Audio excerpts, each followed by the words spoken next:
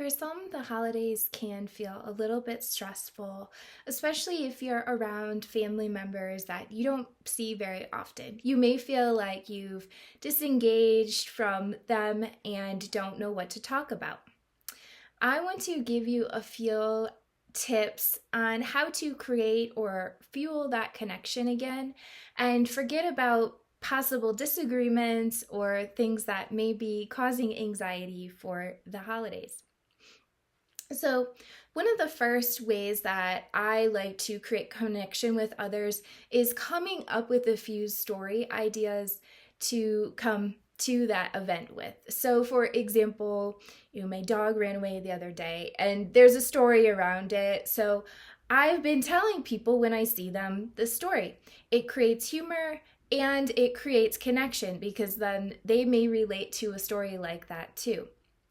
That's one way that you can create connection is just by having some humorous or good stories to tell to your family. Who doesn't like humor? The second way that you can create connection is to be curious about them. Say the last time you saw your aunt and uncle, they were going on a vacation.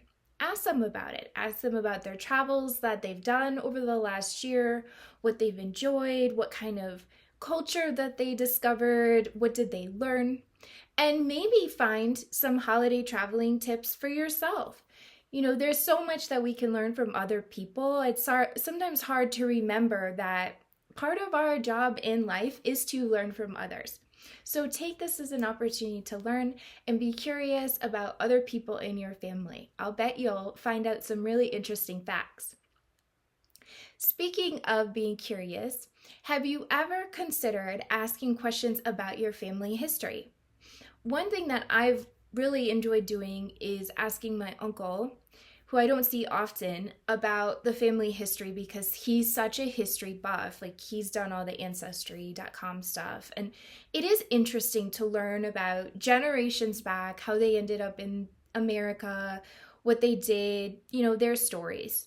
So it's even been fun asking my grandma in the past about her own family because I didn't really know them.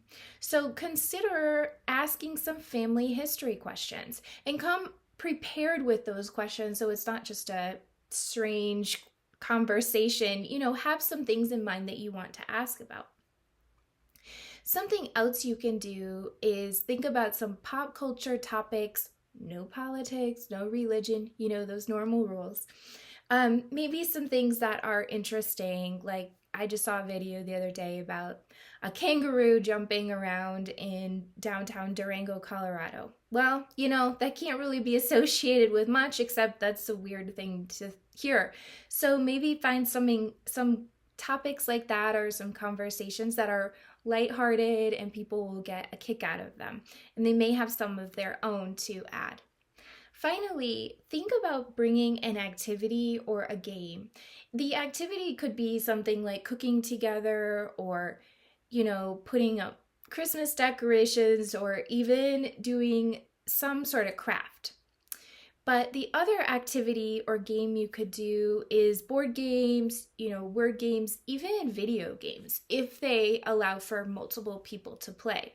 One of my favorites is called Codenames. It's a board game, and it allows for a big group to play if they want to. So it's a great way to have fun, engage with each other, maybe get a little bit of, not trivia, but thinking about some mind games. That's very helpful. It's helpful for building connection, and it's also helpful to keep the topic in a light-hearted way.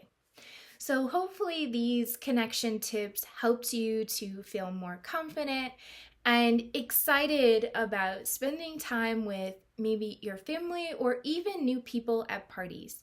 There's a lot of opportunity to create connection, forge better bonds with people, and get back to finding unity and solidarity together, because what's the point of life if we can't find peace and joy and fun, especially during a time of the holidays? Have a good one, and I hope that this helped.